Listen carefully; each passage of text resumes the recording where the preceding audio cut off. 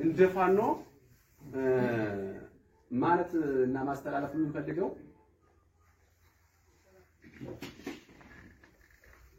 ፋኖ ማለት ምን ማለት ፋኖ ማን ነው? ፋኖ ማለት አፈርልሶ ትቢያ ለብሶ በሁለንተናዊ በኢኮኖሚ በፖለቲካውም በማህበራዊ የጥቃት ሰለባ የሆነውን ህዝባችን ሊጠፋ የተፈረደበትን ህዝባችን እንዲህ ለባርነት አልገዛም ብሎ ወገኑን የሚታደግ ኃይል ነው ፋኖ ማለት ነው። ሌባውን የሚዘርፈው ነው አይደለም እያልኳቸው ፋኖ ተሳሳው ነው። ሌላኛው የተደራጀ የታጠቀ የሰለጠነ የእዝ ሰንሰለት ያለው በግዳጅ ላይ የአንድ አይነት አስተሳሰብ ባህሪ የሚላበስ በቀጣይነት የክልሉና የሀገሩን ጥቅም እና መብት የሚያስጠብቅ ተቋም ነው ፋኖ ማለት ነው። ይሄንን እንድትዙልን እንፈልጋለን። ፋኖ የሚታገለው ለስልጣን ነው። ወንበር ካለው ነው ይችላል። ትንሽ ለሶስት ሆናሽ ተጋጣጋ ያለፈስ ነው።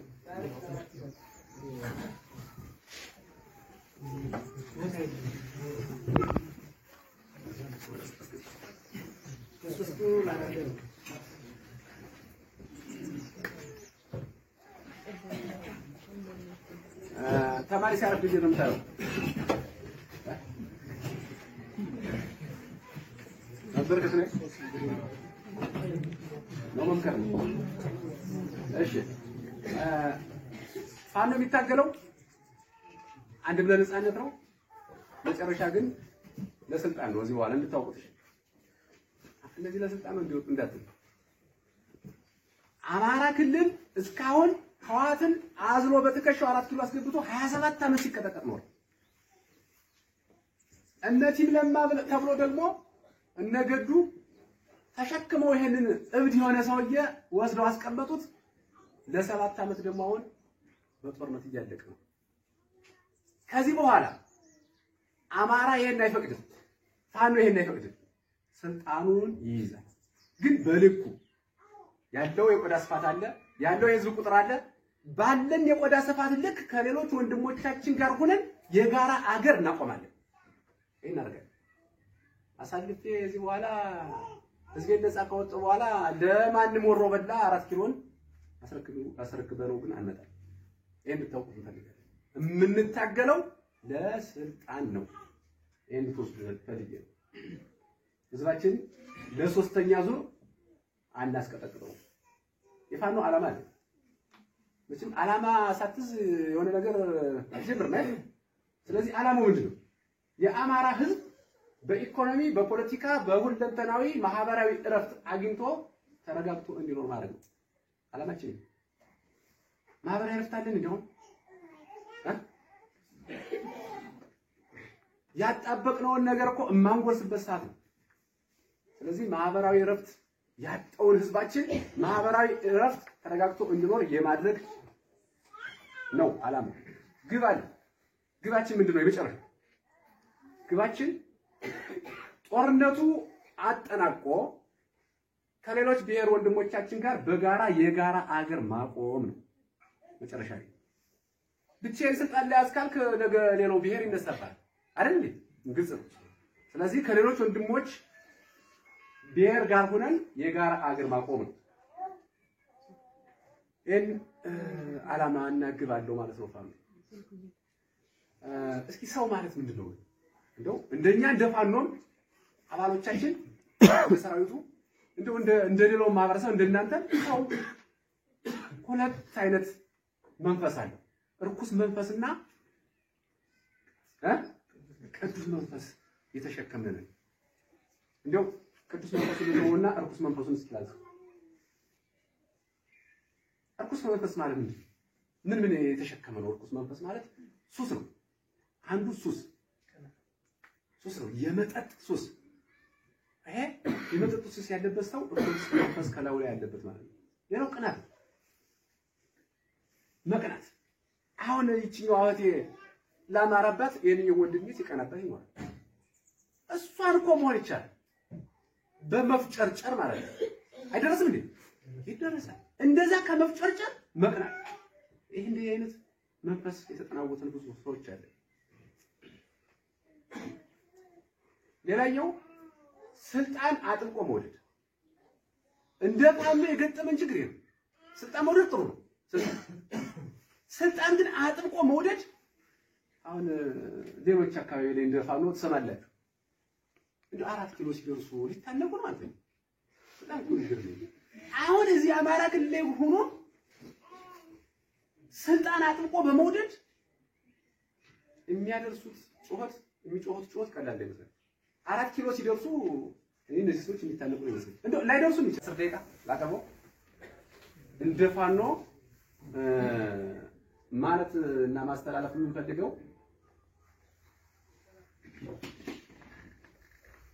ፋኖ ማለት ምን ማለት ነው? ፋኖ ማን ነው? ፋኖ ማለት አፈርልሶ ትቢያ ለብሶ በሁለንተናዊ በኢኮኖሚ በፖለቲካውም በማህበራዊ የጥቃት ሰለባ የሆነውን ህዝባችን ሊጠፋ የተፈረደበትን ህዝባችን እንዲህ ለባርነት አልገዛም ብሎ ወገኑን የሚታደግ ኃይል ነው ፋኖ ማለት ነው። ሌባውን የሚዘርፈው ነው አይደለም እያልኳቸው ፋኖ ተንሳሳው ነው። ሌላኛው የተደራጀ የታጠቀ የሰለጠነ የእዝ ሰንሰለት ያለው በግዳጅ ላይ የአንድ አይነት አስተሳሰብ ባህሪ የሚላበስ በቀጣይነት የክልሉና የሀገሩን ጥቅም እና መብት የሚያስጠብቅ ተቋም ነው ፋኖ ማለት ነው። ይሄንን እንድትዙልን እንፈልጋለን። ፋኖ የሚታገለው ለስልጣን ነው። ወንበር ካዳውቁና ይችላል ትንሽ ለ3 ሆናች ተጋጣ ያያላችሁ አስገቡ።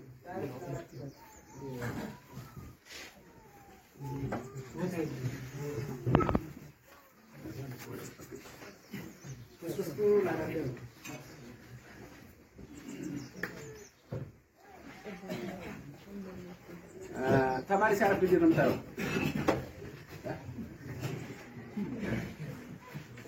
በርከት ነው መምከር ነው። እሺ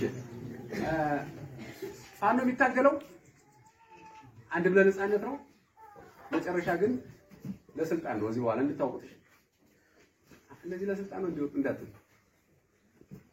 አማራ ክልል እስካሁን ህወሓትን አዝሎ በትከሻው 4 ኪሎ አስገብቶ 27 ዓመት ሲቀጠቀጥ ነው።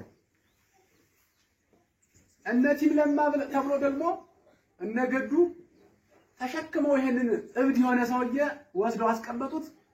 ለ7 ዓመት ደግሞ አሁን በጦርነት እያለቀ ነው። ከዚህ በኋላ አማራ ይሄን አይፈቅድም፣ ፋኖ ይሄን አይፈቅድም።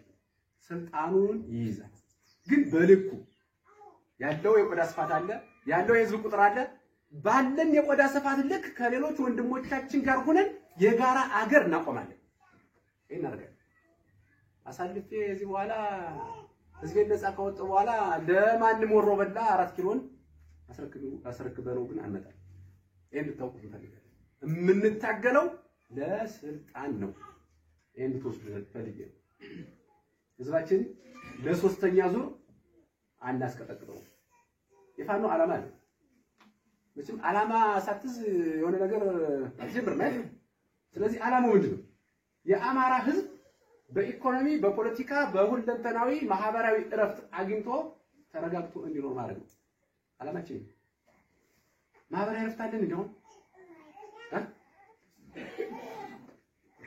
ያጣበቅነውን ነገር እኮ የማንጎርስበት ሰዓት ነው።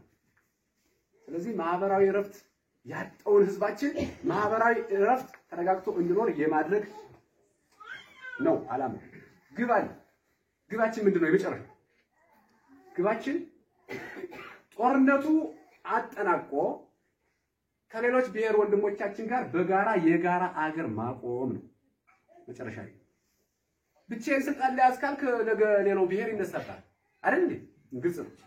ስለዚህ ከሌሎች ወንድሞች ብሔር ጋር ሆነን የጋራ አገር ማቆም ነው።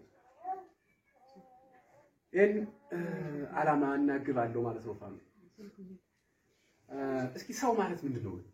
እንደው እንደኛ እንደ ፋኖም አባሎቻችን በሰራዊቱ እንደው እንደ ሌላው ማህበረሰብ እንደናንተ ሰው ሁለት አይነት መንፈስ አለ። እርኩስ መንፈስና ቅዱስ መንፈስ የተሸከመን እንደው ቅዱስ መንፈስ ይዘውና እርኩስ መንፈሱን እስኪላዝ እርኩስ መንፈስ ማለት ምን የተሸከመ ነው? እርኩስ መንፈስ ማለት ሱስ ነው። አንዱ ሱስ ነው፣ የመጠጥ ሱስ። ይሄ የመጠጥ ሱስ ያለበት ሰው እርኩስ መንፈስ ከላዩ ላይ ያለበት ማለት ነው። ሌላው ቅናት፣ መቅናት። አሁን ይችኛው እህቴ ላማራባት የኔው ወንድሜ ሲቀናበት ይኖራል። እሷን እኮ መሆን ይቻላል በመፍጨርጨር ማለት ነው። አይደረስም እንዴ? ይደረሳል። እንደዛ ከመፍጨርጨር መቅናት። ይሄ እንዲህ አይነት መንፈስ የተጠናወተን ብዙ ሰዎች አለ። ሌላኛው ስልጣን አጥብቆ መውደድ። እንደ ቃሉ የገጠመን ችግር ነው። ስልጣን መውደድ ጥሩ ነው። ስልጣን ግን አጥብቆ መውደድ አሁን ሌሎች አካባቢ ላይ እንደፋኖ ትሰማላችሁ። እንደ 4 ኪሎ ሲደርሱ ሊታነቁ ነው ማለት ነው። በጣም እኮ ነገር ነው። አሁን እዚህ አማራ ክልል ላይ ሆኖ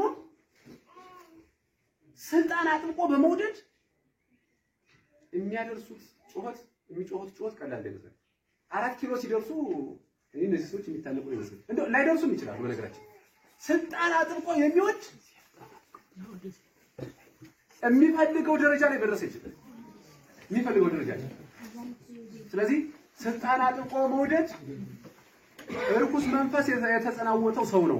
ላው ላይ እርኩስ መንፈስ ተጭኖታል ማለት ነው። ስለዚህ በእናንተም በኩል እንደዚህ አይነት ነገር ካለ ማረም ይጠበቅብናል። ሌላው ምቀኛ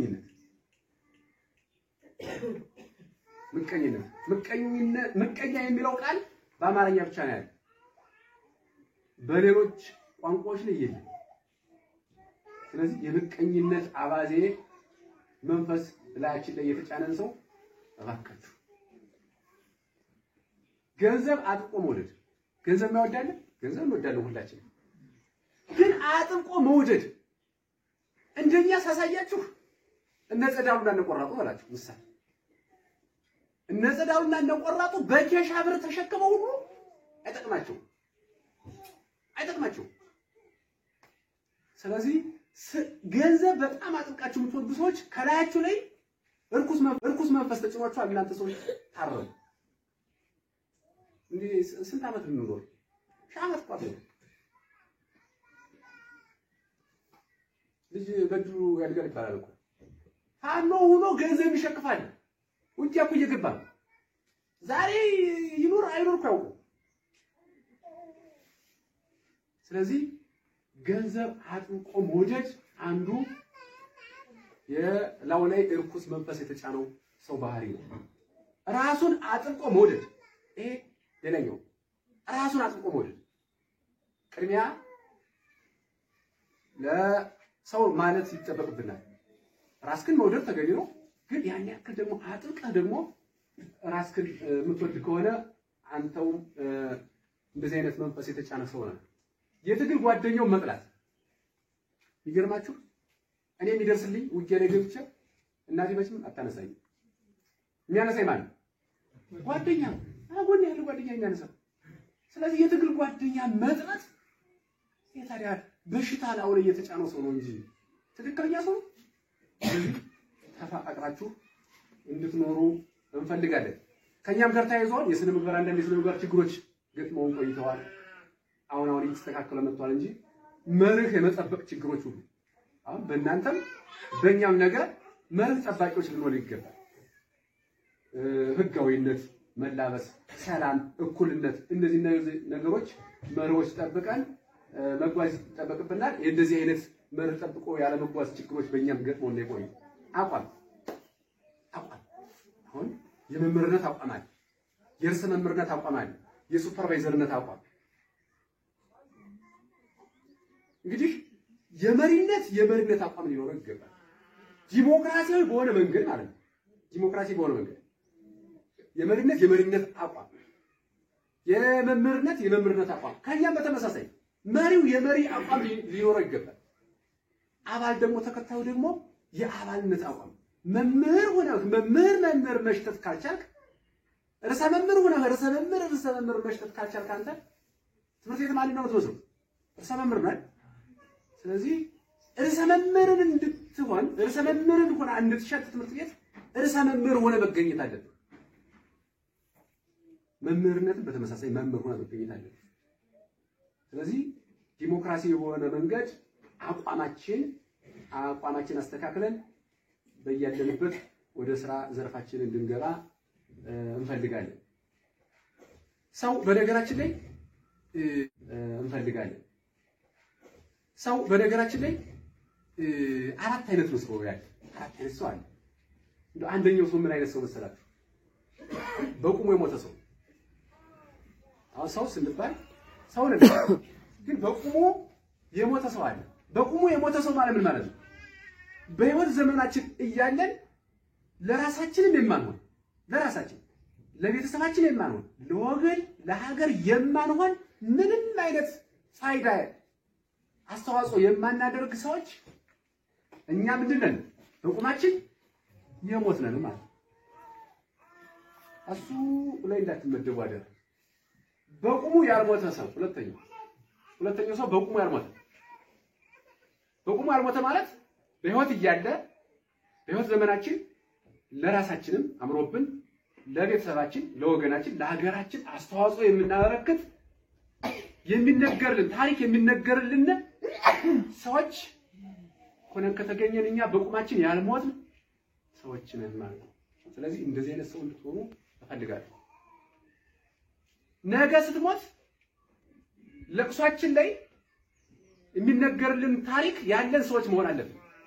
እኔ ነገ ብሞት ከልቅሶዬ እንዲነገርልኝ የምፈልገው የህይወት ታሪክ ሌባ ነው እንዲህ ነው እንድባል አልፈልግም። ጀግና ነው፣ ለሀገሩ ለወገኑ የጠቀመ ነው፣ እንዲህ ያደረገ ነው ተብሎ መልካም ዝና እንዲነገርልኝ ነው የምፈልገው አይደል?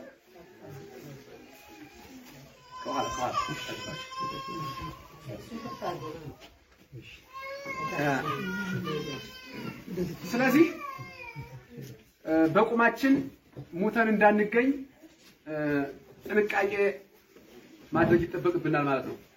ሌላኛው ሶስተኛው ሰው ሙቶ የሞተ ነው። ይሄ ሶስተኛው ሰው ሙቶ የሞተ ይሄ ሰው ቅድም እንደነገርኳችሁ በህይወት ዘመኑ እያለ የሚነገርለት ታሪክ የሌለው ምንም ለወገኑም ለሀገሩም አስተዋጽኦ ያላደረገ የሞተ ሰው ነው። በህይወት ያ ሰው ሙቷል። በህይወት ግን ሙቶ ሊነገርለት የሚችል ታሪክ የሌለው ማለት ነው። ሊነገርለት ሊነሳለት ሊወሳለት የሚችል ታሪክ የሌለው ሰው ሙቶ የሞተ ሰው ነው። እንደዚህ አይነት ሰው እንዳትሆኑ አደራችሁ። በየተሰማራንበት የሥራ ዘርፍ ማለት ነው። እንደዚህ አይነት ሰው እንዳትሆኑ። ሌላኛው እና የመጨረሻው ሙቶ ያልሞተ ሰው ነው። ሻለቃ ውባንተ ታውቃላችሁ?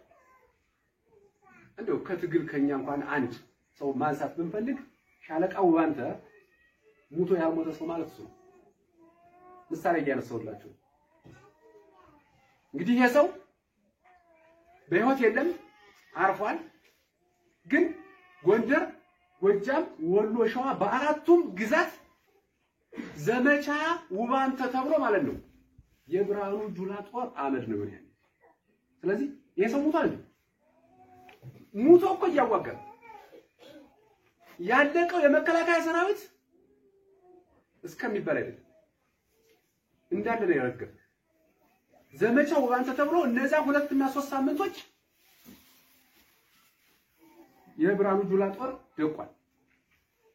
ስለዚህ ሻለቃው ውባንተ በህይወት የለም፣ ግን ታሪኩ ይጻፍለታል። ነገ ይሄ ሰው ይዘፈንለታል።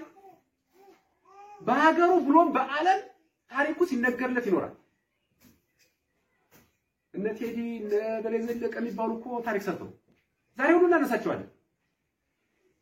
ሙታህም እንደዚህ ታሪክህ የሚነሳልህ ሰው ልትሆን ይገባል። ሙታህ የሞትክ እንዳትሆን። ስለዚህ እንደዚህ አይነት ሰው ለመሆንና ቅድም እንደነገርኳችሁ አይነት ሰው ላለመሆን ፈጣሪ ይርዳል። የአማራ ጠላቶች እነማን ናቸው ታውቃላችሁ? የአማራን ጠላት እናውቃቸዋል ነው አነች ራሱ አማራ ነው ውጊያው እኮ እስካሁን 3 ወር አይወስድም ነበር አየው የአማራ ጠላት አንደኛው ሆዳሙ አማራ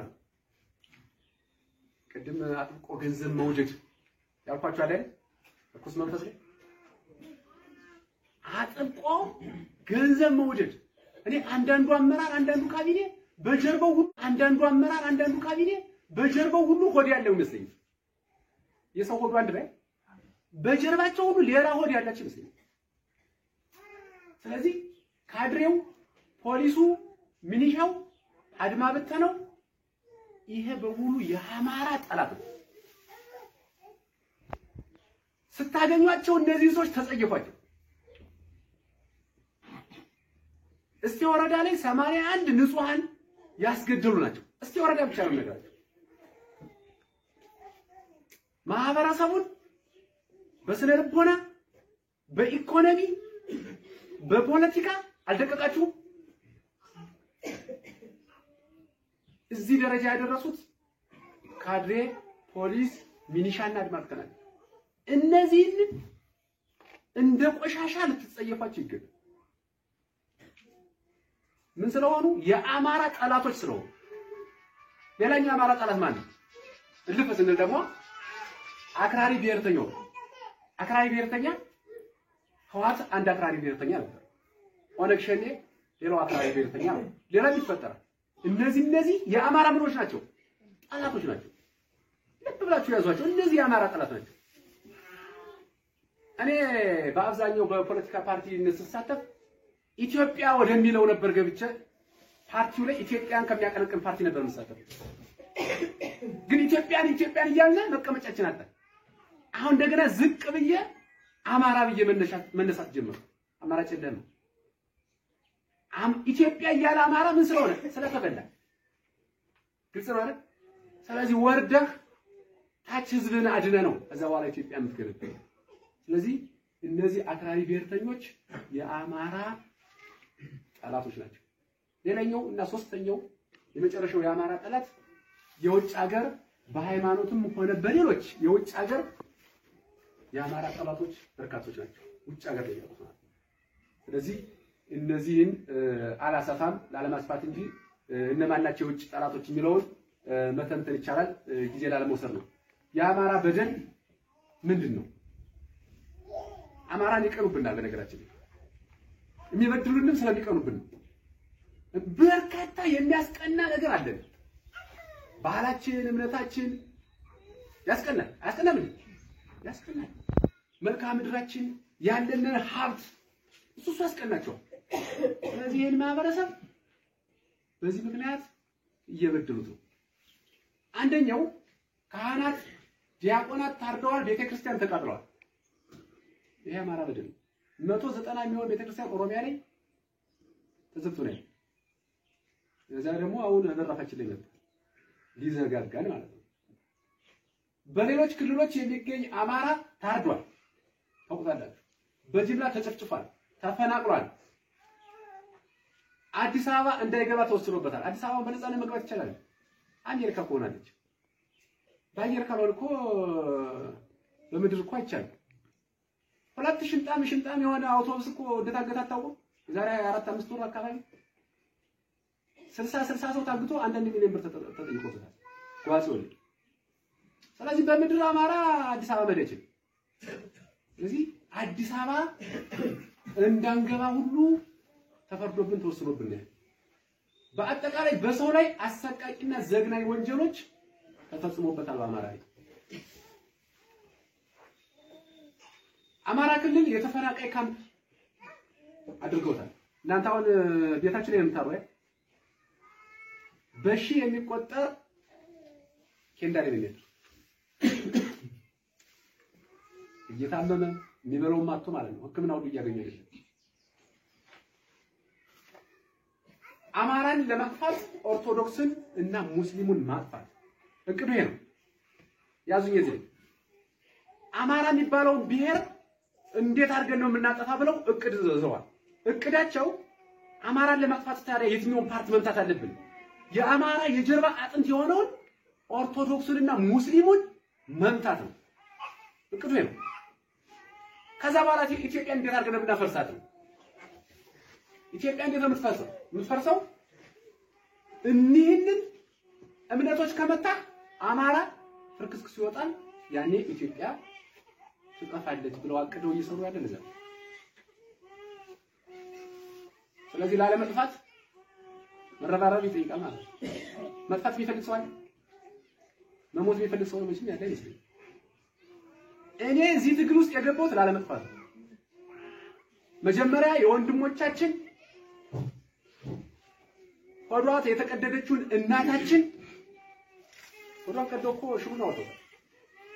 የነሱ አይምሮዬን አድምቶት ወደ ትግል ወጥቻለሁ፣ የነሱን እንባ ለማበስ። አሁን ግን እሱ ብቻ አይደለም፣ አማራ እንደ አማራ ሊጠፋ ስለሆነ ላለመጥፋት ነው። እኔ ብቻ አይደለሁም የምጠፋ፣ እናንተም ናችሁ የምትጠፉ። ላለመጥፋት ምን ማድረግ አለባችሁ? ውሳኔ መወሰን። ወይ እጅን አጣጥፈው ቁጭ ብለህ መጥፋት ነው፣ ወይ መታገል። 10 ደቂቃ ላቀርበው እንደ ፋኖ ማለት እና ማስተላለፍ የምንፈልገው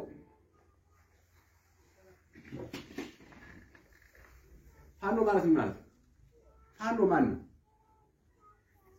ፋኖ ማለት አፈር ልሶ ትቢያ ለብሶ በሁለንተናዊ በኢኮኖሚ በፖለቲካውም በማህበራዊ የጥቃት ሰለባ የሆነውን ህዝባችን ሊጠፋ የተፈረደበትን ህዝባችን እምቢ ለባርነት አልገዛም ብሎ ወገኑን የሚታደግ ኃይል ነው ፋኖ ማለት ነው። ሌላውን የሚዘርፈው ነው አይደለም እያልኳቸው። ፋኖ ተሳሳው ነው። ሌላኛው የተደራጀ የታጠቀ የሰለጠነ የእዝ ሰንሰለት ያለው በግዳጅ ላይ የአንድ አይነት አስተሳሰብ ባህሪ የሚላበስ በቀጣይነት የክልሉና የሀገሩን ጥቅም እና መብት የሚያስጠብቅ ተቋም ነው ፋኖ ማለት ነው። ይሄንን እንድትዙልን እንፈልጋለን። ፋኖ የሚታገለው ለስልጣን ነው። ወንበር ካለውና ይችላል ትንሽ ለሶስት ሆናሽ ተጋጋያለህ ታስገው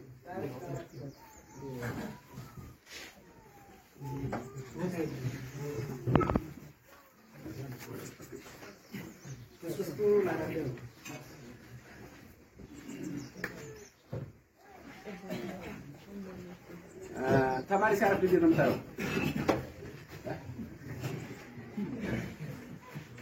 ነበር ነው መምከር። እሺ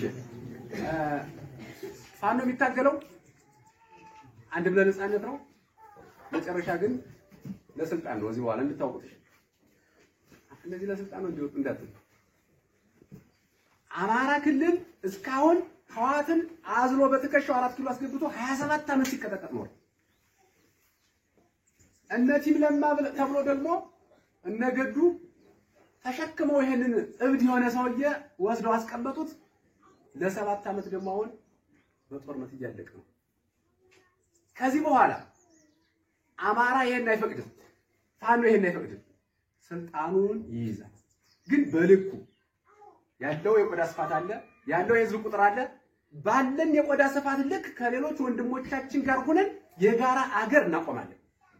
ይሄን አድርገን አሳልፌ እዚህ በኋላ ህዝቤን ነፃ ካወጣ በኋላ ለማንም ወሮ በላ 4 ኪሎን አስረክበነው ግን አንመጣም። ይሄን እንድታውቁት እንፈልጋለን። የምንታገለው ለስልጣን ነው። ይሄን እንድትወስዱ ፈልጌ ነው። ህዝባችን ለሶስተኛ ዙር አናስቀጠቅጠው። የፋኖ ዓላማ አለ። መቼም ዓላማ ሳትዝ የሆነ ነገር አትጀምር ማለት ነው። ስለዚህ ዓላማው ምንድነው? የአማራ ህዝብ በኢኮኖሚ በፖለቲካ በሁለንተናዊ ማህበራዊ እረፍት አግኝቶ ተረጋግቶ እንዲኖር ማለት ነው ዓላማችን። ማህበራዊ እረፍት አለን እንደሆነ ያጣበቅነውን ነገር እኮ የማንጎርስበት ሰዓት ነው። ስለዚህ ማህበራዊ እረፍት ያጣውን ህዝባችን ማህበራዊ እረፍት ተረጋግቶ እንዲኖር የማድረግ ነው ዓላማ። ግብ አለ። ግባችን ምንድነው? የመጨረሻ ግባችን ጦርነቱ አጠናቆ ከሌሎች ብሔር ወንድሞቻችን ጋር በጋራ የጋራ አገር ማቆም ነው መጨረሻ። ብቻዬን ስልጣን ላይ አስካልክ ነገ ሌላው ብሔር ይነሳባል አይደል እንዴ? ግልጽ ነው። ስለዚህ ከሌሎች ወንድሞች ብሔር ጋር ሆነን የጋራ አገር ማቆም ነው። ይህን ዓላማ እናግባለሁ ማለት ነው። ፋኖ እስኪ ሰው ማለት ምንድን ነው? እንደው እንደኛ እንደፋኖም አባሎቻችን በሰራዊቱ እንደው እንደ ሌላው ማህበረሰብ እንደናንተ ሰው ሁለት አይነት መንፈስ አለ። ርኩስ መንፈስና ቅዱስ መንፈስ የተሸከመን እንደው ቅዱስ መንፈሱን ነውና ርኩስ መንፈሱን እስኪላዝ ርኩስ መንፈስ ማለት ምን የተሸከመ ነው? ርኩስ መንፈስ ማለት ሱስ ነው። አንዱ ሱስ ነው፣ የመጠጥ ሱስ። ይሄ የመጠጥ ሱስ ያለበት ሰው ርኩስ መንፈስ ከላዩ ላይ ያለበት ማለት ነው። ሌላው ቅናት፣ መቅናት። አሁን ይችኛው አወቴ ላማረባት የኔ ወንድሜ ሲቀናበት ይኖራል። እሷን እኮ መሆን ይቻላል በመፍጨርጨር ማለት ነው። አይደረስም እንዴ? ይደረሳል። እንደዛ ከመፍጨርጨር መቅናት። ይሄ እንዲህ አይነት መንፈስ የተጠናወተን ብዙ ሰዎች አለ። ሌላኛው ስልጣን አጥብቆ መውደድ። እንደ ፋኖ የገጠመን ችግር ነው። ስልጣን መውደድ ጥሩ ነው። ስልጣን ግን አጥብቆ መውደድ አሁን ሌሎች አካባቢ ላይ እንደ ፋኖ ትሰማላችሁ። እንደ 4 ኪሎ ሲደርሱ ሊታነቁ ነው ማለት ነው። በጣም ኩልግር ነው። አሁን እዚህ አማራ ክልል ላይ ሆኖ ስልጣን አጥብቆ በመውደድ የሚያደርሱት ጩኸት ቀላል አይደለም። 4 ኪሎ ሲደርሱ እነዚህ ሰዎች የሚታነቁ ነው ይመስል እንደው ላይደርሱም ይችላሉ። በነገራችን ስልጣን አጥብቆ የሚወድ የሚፈልገው ደረጃ ላይ መድረስ ይችላል። የሚፈልገው ደረጃ ላይ።